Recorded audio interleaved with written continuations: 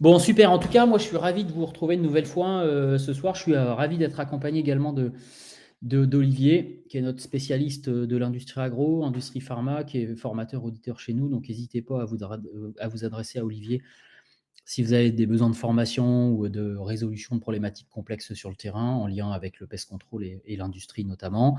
Ravi d'être accompagné de Nicolas qui a rejoint le groupe, donc qui dirige la société Vitagreen, qui est une société qui propose des services d'entretien des extérieurs pour les industries agroalimentaires et les industries pharma, basées sur un certain nombre de services comme l'éco-pâturage et le fait de mettre en place des actions qui favorisent la biodiversité en extérieur. Ravi également d'être accompagné de Timothée. Timothée, on ne le présente plus. Timothée, c'est notre fauconnier adoré. Donc, c'est notre spécialiste des oiseaux de proie. Il expliquera un petit peu plus en détail son activité, mais globalement, Timothée, son job, c'est de travailler autour d'un terme qu'il aime bien, qui s'appelle la bioprédation. La bioprédation, c'est quoi? C'est d'essayer de favoriser ce que la nature sait très bien faire, c'est-à-dire réguler les chaînes alimentaires en extérieur, notamment des rongeurs et des insectes et des volatiles, pour éviter qu'ils produisent ce qu'on peut appeler des déprédations à l'intérieur des bâtiments. C'est le cas des silos de stockage de céréales, c'est le cas des supermarchés, des grandes surfaces et autres, pour effectivement essayer de mettre des actions autour d'un terme qu'on avait défini ensemble qui s'appelle la nature dans la structure, essayer de refaire pénétrer la nature dans les sites industriels de manière à rééquilibrer les chaînes alimentaires. Voilà. Donc, pour ma part, je vais me cantonner ce soir à vous parler d'un thème que j'affectionne particulièrement, que sont les espèces envahissantes. Donc, j'aime bien déflorer le contexte, faire l'entonnoir en reprenant des problématiques plutôt d'ensemble pour voir un petit peu dans quel état est le marché, je dirais, des espèces envahissantes et le marché de la 3D. Olivier nous interviendra sur toute la partie industrielle, puisque les sites industriels agro et pharma sont quand même les sites les plus avancés dans la prise en compte de ces considérations, je dirais, de modulation vertueuse en extérieur vis-à-vis des rongeurs et des insectes et des volatiles. Il interviendra effectivement sur ces milieux qui ont de très fortes exigences, qu'on appelle les milieux normés. On fera un petit point sur la nécessité d'être efficace en intérieur. C'est ce que je vous disais chez EasyPest. Nous, on a à cœur de former les professionnels de manière à ce qu'ils puissent avoir des bases en biologie et pouvoir être efficaces quand ils interviennent là où les espèces envahissantes posent des problèmes. Il nous parlera aussi un petit peu d'étanchéité des bâtiments et des pratiques vertueuses en extérieur. Donc aujourd'hui, on est vraiment sur ce qu'on peut appeler un pest management différencié entre ce qu'on va mener en intérieur et puis ce qu'on va mener sur le deuxième pilier qui est l'herméticité des bâtiments, et puis ce qu'on va mener en extérieur sur qu'est-ce qu'on met en œuvre en extérieur pour réguler les populations de rongeurs et les populations de volatiles, de manière à réguler ces populations-là tout en n'étant pas impactant sur l'environnement. On laissera la parole à notre triumvirat sur la gestion des rongeurs et des insectes par une approche éco-compatible. Éco-compatible, aujourd'hui, ça rejoint un autre terme qu'on aime bien aujourd'hui, c'est client-compatible. C'est quelles sont les croyances du client qu'il va falloir vraiment intégrer pour pouvoir proposer des actions qui vont vraiment dans le sens de ses croyances. Et puis j'en terminerai par la conclusion sur les nouveaux enjeux de notre secteur de la 3D. Alors, n'hésitez pas, si vous avez des questions, vous les posez dans le chat, et puis il y a toujours quelqu'un qui prend pas la parole, qui est disponible pour pouvoir y répondre. Alors, nos espèces envahissantes, en fait, qu'est-ce qu'on peut dire aujourd'hui? On est sur un métier qui n'est pas simple, qu'on appelle aujourd'hui la 4D, parce que dératisation, désinsectisation, désinfection, mais aussi dépigeonisation, puisqu'on l'intègre de plus en plus, notamment dans les grandes métropoles. C'est vraiment un métier à 360. C'est un métier avec une vraie diversité des activités. Donc en fait, globalement, la surface agricole utile à l'échelle mondiale n'augmente pas. Ce qui fait que mécaniquement, la surface agricole utile disponible à ce jour ne suffira pas pour nourrir la population mondiale. Donc on a deux options qui vont s'opérer sur des continents différents. Donc on voit bien que nous, on est loin de cette problématique en Europe, mais soit d'une part, on utilise de plus en plus de produits de protection des plantes, c'est ce qu'on appelle les PPP, ou les OGM, et donc vous voyez bien les dérives aujourd'hui sociologiques qu'il y a autour de ces produits-là et autour des OGM. Néanmoins, c'est les deux seuls outils qu'on a aujourd'hui pour produire plus de quantité de nourriture par mètre carré. C'est soit et, on assure une meilleure protection des productions et c'est là que notre profession intervient pour pouvoir mieux protéger les denrées alimentaires. Donc on va parler un petit peu des milieux normés, hein, qui touchent, effectivement, différentes activités industrielles. Donc, si tu passais le slide suivant, donc on est surtout concerné par l'agro, mais pas que, hein. On a tendance à faire un focus, sur l'agro, mais on est, tout ce qui tourne en amont ou en aval de l'agro, donc l'industrie du packaging, ceux qui vont faire les emballages pour l'agroalimentaire, on va retrouver à peu près des normes identiques, hein, notamment pour IFS. On parle de tout le secteur de la logistique, hein. Il faut bien cheminer les denrées, les produits finis dans les magasins, sur les plateformes de stockage et puis chez le client final. Donc on a quand même un secteur qui est important en France, la logistique, et d'ailleurs qui n'a pas craqué pendant le Covid, hein. On a tendance à l'oublier, mais les magasins ont été fournis en temps et en heure. On a l'industrie pharmaceutique qui est très normée, peut-être un peu trop, hein, compte tenu des fois des exigences un petit peu délirantes. L'industrie cosmétique, hein, en France, on est bien outillé, donc qui est aussi soumis à des normes. Et puis, donc tous ces secteurs d'activité vont impliquer un principe qu'on connaît tous, mais qu'on a du mal à. En fait, on fait tous de l'HACCP, hein, une démarche, on parle de démarche HACCP. Ça, le simple restaurateur va être aussi impacté par cette démarche.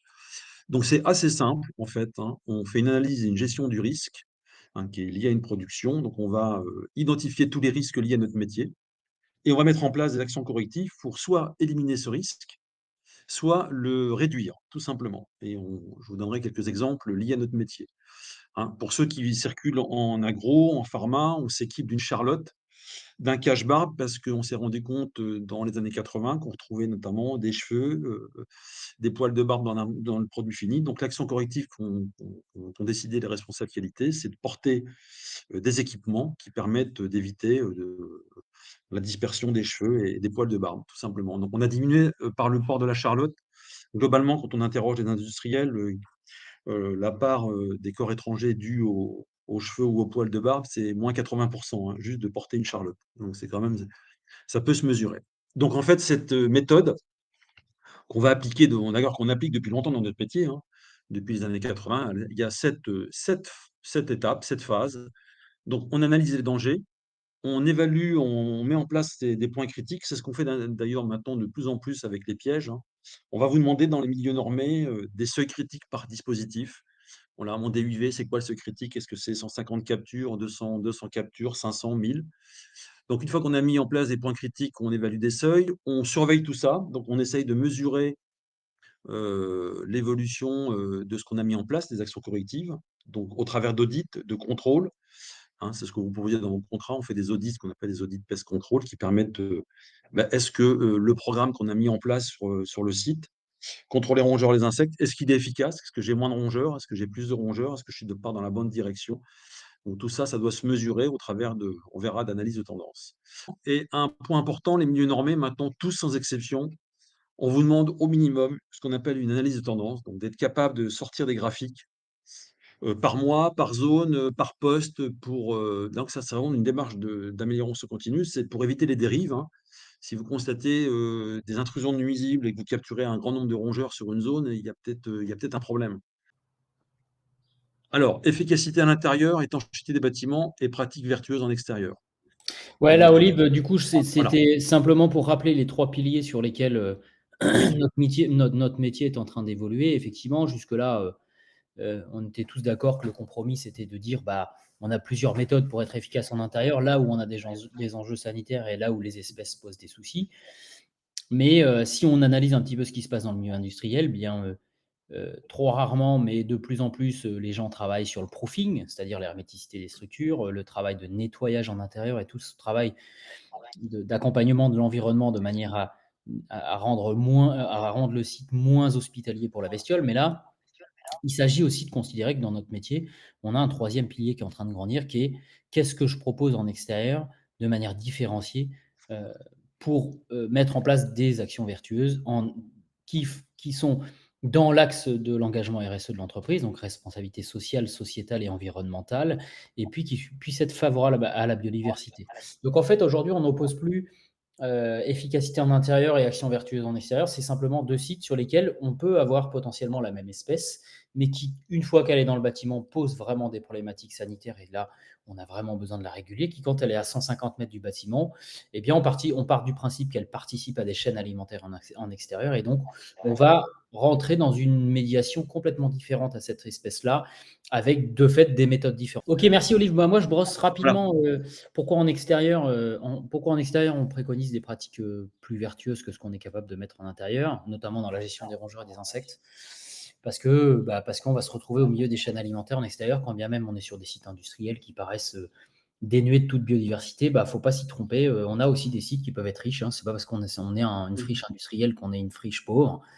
Et donc, c'est sur ces espaces extérieurs qu'on va essayer de comprendre quel type d'approche et quel type d'action éco-compatible on va être capable de mettre en œuvre. C'est déjà faire face à un certain nombre de choses qui sont pointées du doigt aujourd'hui. C'est la remise en cause de l'utilisation des produits de protection des plantes, notamment ce qu'on appelle les pesticides et les biocides, par l'impact sur les espèces extérieures et la biodiversité. Quand on met notamment des produits à base d'anticoagulants sans poste d'abattage en extérieur, et on le voit encore notamment au milieu de l'élevage, Oui. bien oui, on va réguler des mulots, on va réguler des campagnols, on peut potentiellement réguler des souris qui tournent autour des bâtiments, mais il se trouve que directement, on va aussi réguler les populations de mésanges, les populations de piafs qui vont venir directement consommer les grains.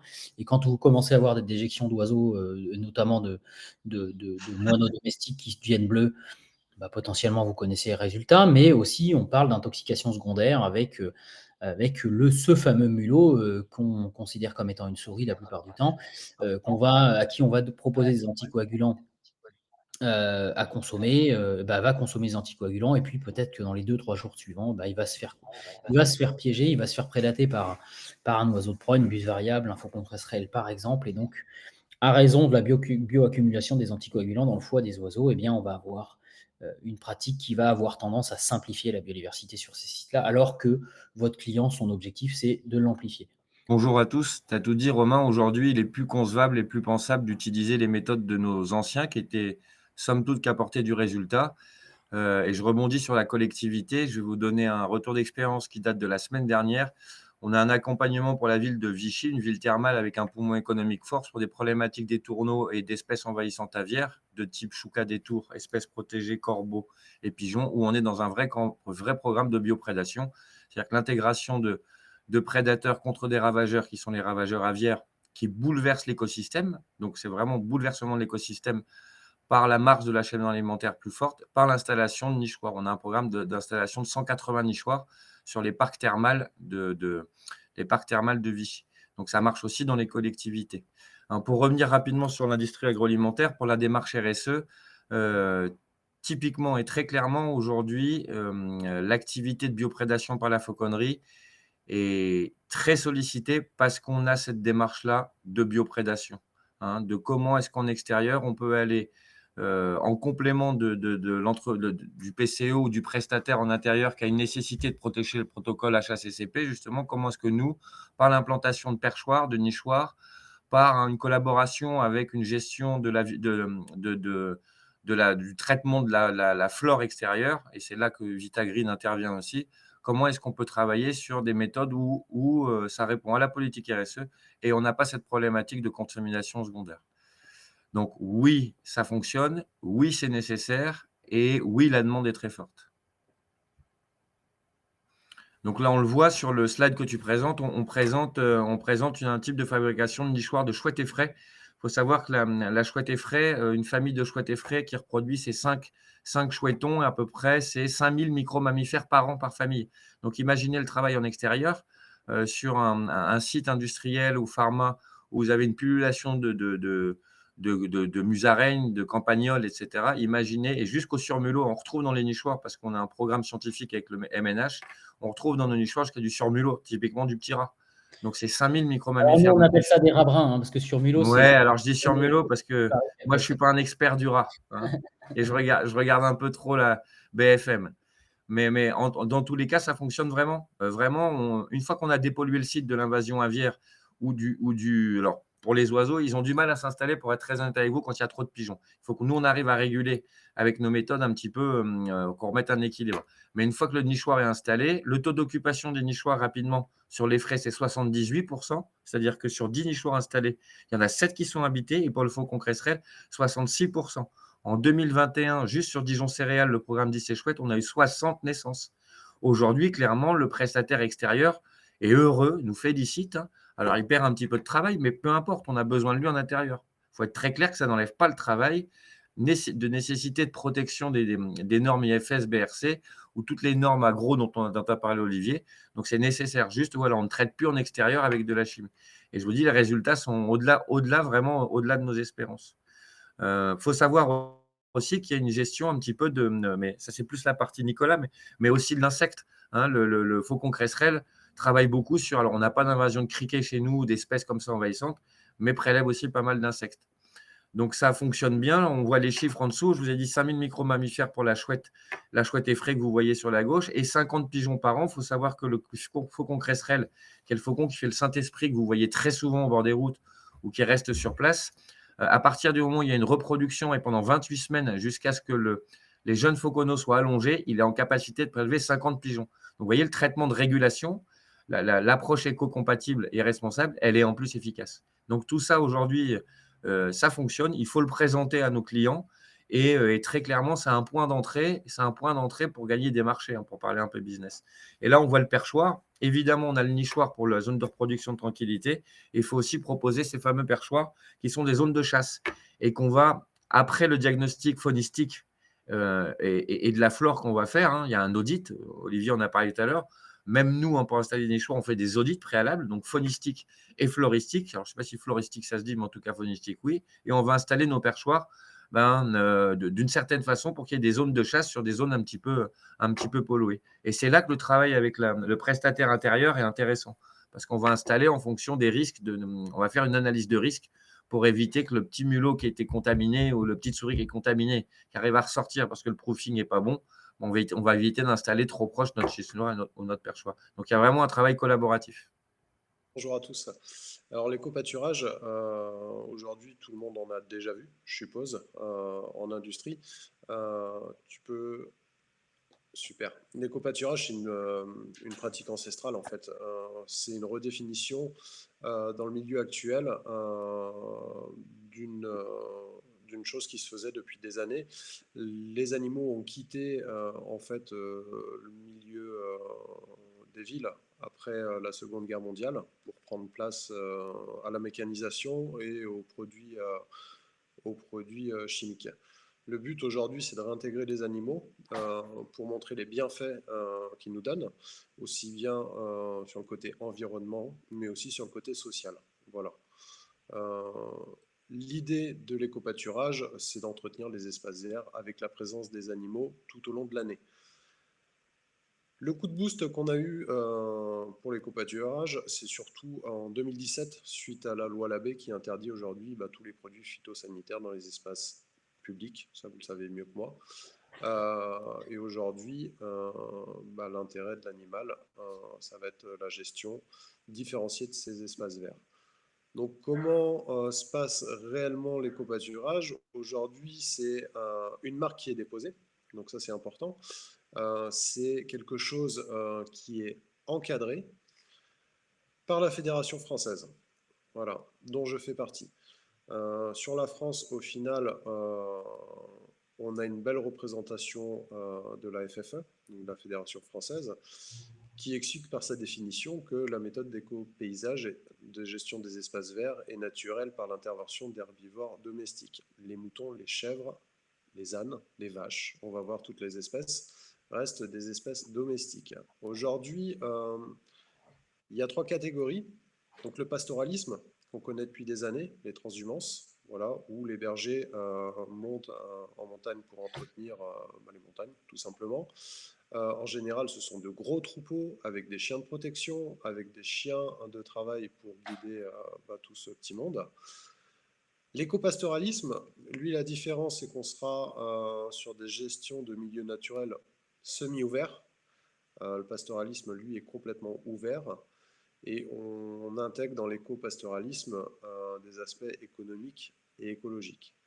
Et l'éco-pâturage, aujourd'hui, c'est quoi? C'est l'entretien d'un espace vert défini, donc fermé, en milieu urbain ou périurbain, Ça peut être des industries, ça peut être des communautés de communes, des mairies, des usines, des écoles, enfin voilà, des prisons, on peut tout imaginer, mais il faut que ce soit fermé, il faut que ce soit motivé par un aspect écologique, par un aspect social, parce que c'est quelque chose qui est fort aussi dans notre métier, et de la Ouais, pédagogie. l'animation, quoi. Ouais. Voilà. Comment ça marche? Un peu comme votre métier, on part d'une base qui est l'audit.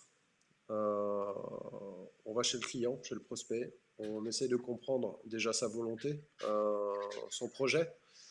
On fait une audit du site, connaître les espaces enherbés à entretenir. Aujourd'hui, l'éco-pâturage, c'est un mode de gestion différencié, mais qui est complémentaire avec la mécanisation. Je m'explique. Les parties parking, des petites formes en haricots, les choses comme ça, on ne peut pas le gérer avec des animaux. Donc on aura toujours de la mécanisation. Le but, c'est de la limiter. La mise en œuvre, au final, moi, mon métier attaque à la création du parc, pour pas qu'on ait des animaux en fuite. L'installation d'un abri, d'un abreuvoir, et puis derrière, on va créer donc l'arrivée du cheptel sur site. L'idée, c'est par rapport à l'espace enherbé d'avoir une mixité d'espèces, aussi bien ovines que caprines. Voilà. Et une fois le cheptel installé, mon métier ne s'arrête pas là. Il y a le suivi hebdomadaire, ça veut dire que les animaux sont suivis toutes les semaines, 2 à 3 fois par semaine. Sur des périodes comme on connaît avec des fortes chaleurs, c'est plutôt 3 fois parce qu'il faut abreuver. C'est pas mon métier, ce n'est pas juste mettre des animaux en pâture, c'est d'avoir un suivi quotidien, sanitaire, vétérinaire, mais aussi une animation avec mon client. Et là, on rentre dans le côté social, le côté pédagogique. Chaque saison, on a 3 ou 4 animations sur le site de notre client. Ça peut être une journée porte ouverte, une journée du patrimoine, ça peut être la tonte des moutons, ça peut être, voilà, on peut imaginer plein de choses et souvent c'est à la carte du client, pour le client. Voilà. Sur le pâturage, aujourd'hui on ne va pas lâcher les animaux sur toute la superficie. Quand on a de grandes superficies, le but c'est de faire du pâturage tournant, donc de mettre en place un plan de pâturage. Et selon la saisonnalité, on va faire tourner les animaux.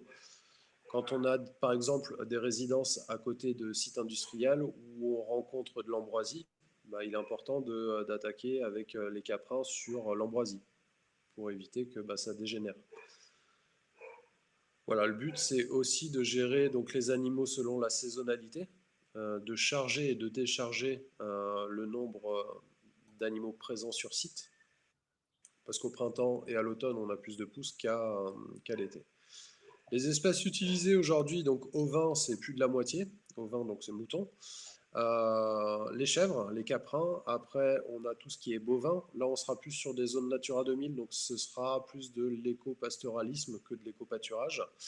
Avec les équidés de la même manière, et on commence à trouver de plus en plus la gestion d'espaces verts avec les oies. Donc vous allez me dire, elles ne broutent pas, mais si, en fait, elles broutent. Et c'est assez sympa. J'ai un client qui a attaqué ça, par exemple, il se faisait piquer beaucoup de gasoil. Écoutez, depuis qu'il y a des oies, il n'y a plus de vol de gasoil. Ça peut être aussi une solution. La mise en œuvre du parc, donc c'est une clôture adaptée à l'espèce présente.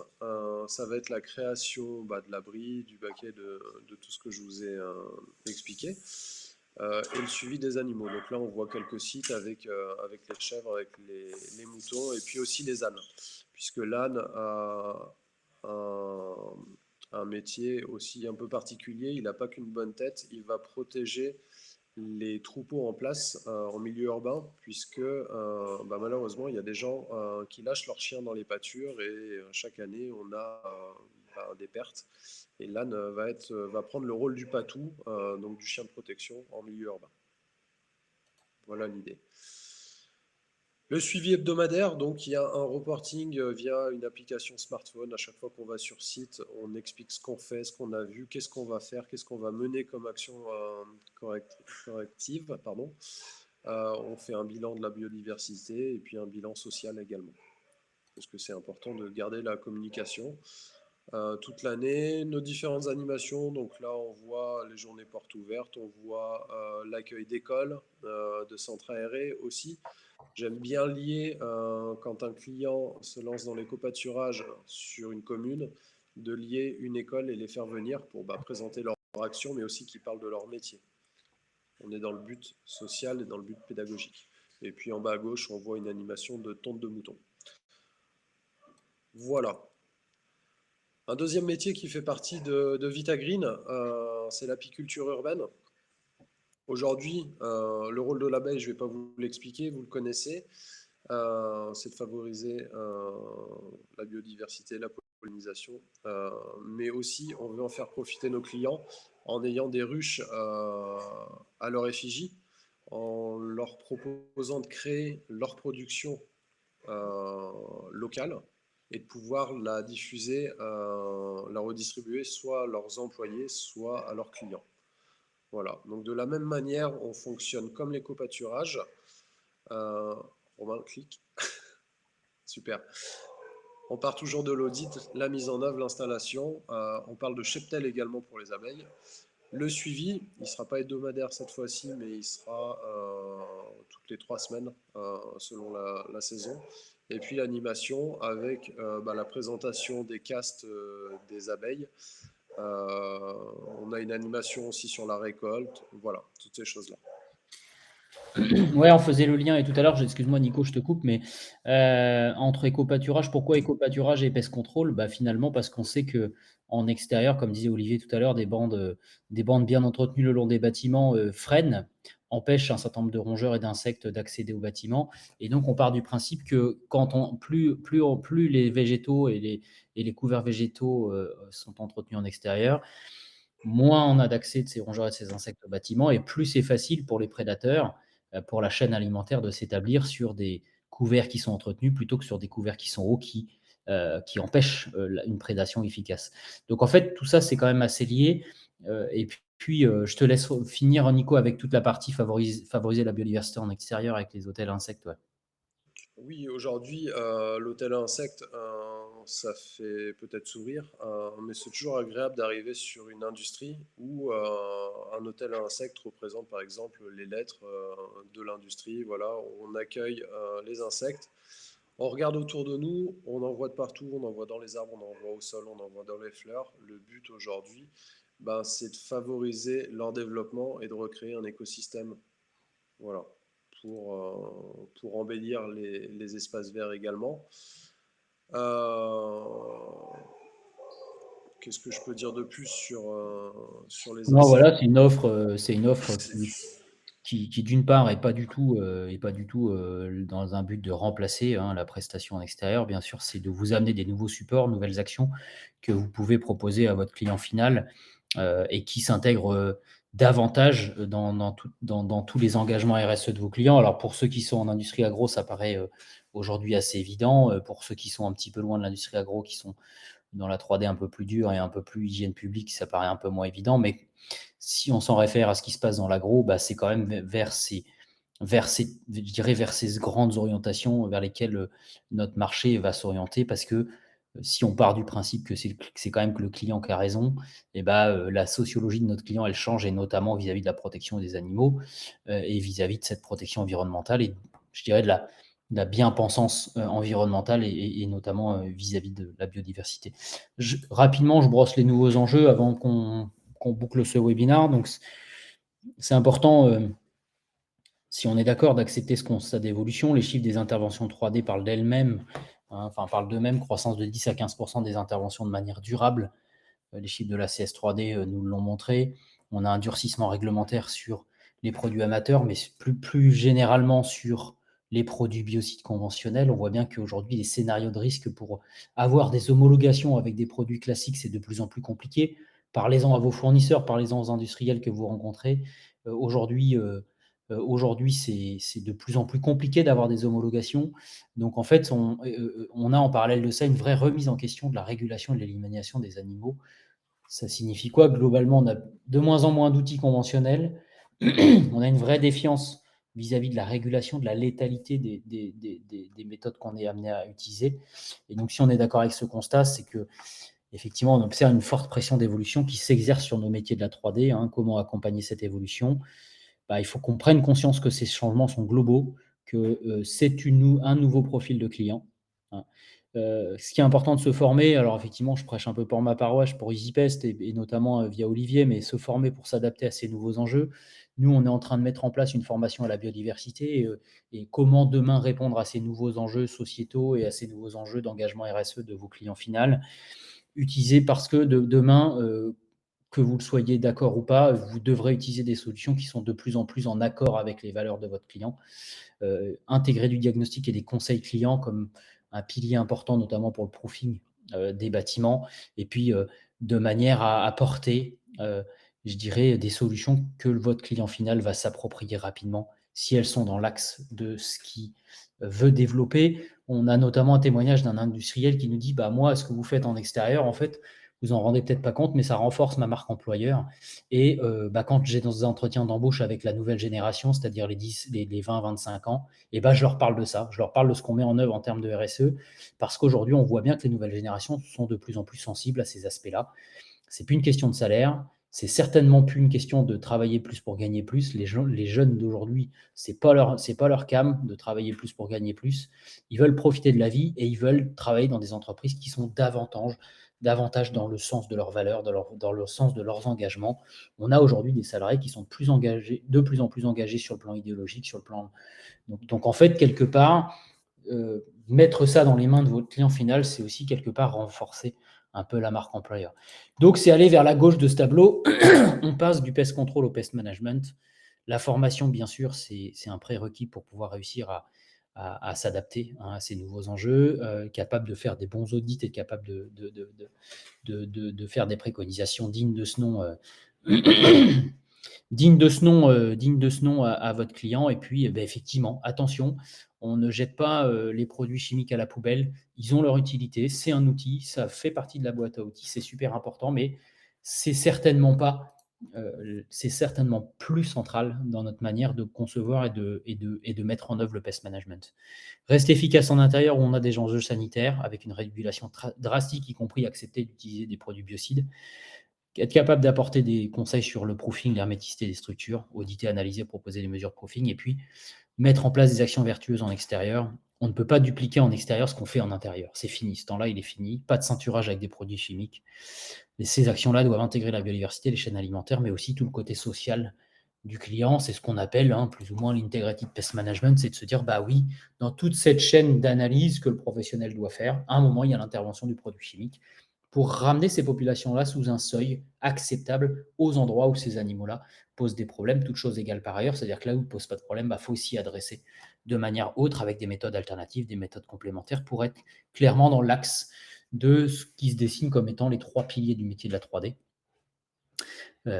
Les métiers du pest management différencié, être efficace en intérieur, être capable d'apporter des conseils à son client d'herméticité, voire même de les mettre en œuvre, et de nettoyage. Et puis, être davantage et de plus en plus soucieux sur ce qu'on propose en extérieur, qui ne soit pas néfaste aux différentes chaînes alimentaires qui sont établies dans l'environnement immédiat, quand bien même vous êtes sur des sites industriels. N'y croyez pas. La dernière personne avec qui j'en ai parlé, c'est le patron de Total Energy. Il y a une raffinerie Total à Feyzin, qui n'est pas très loin de Lyon. C'est avec lui qu'on en a parlé. Croyez-moi, sur son site, il est intéressé de savoir s'il y a de la biodiversité pour pouvoir mettre en place des actions vertueuses, parce que potentiellement, dans la cote de popularité française, Total, ils sont sous le niveau de la mer.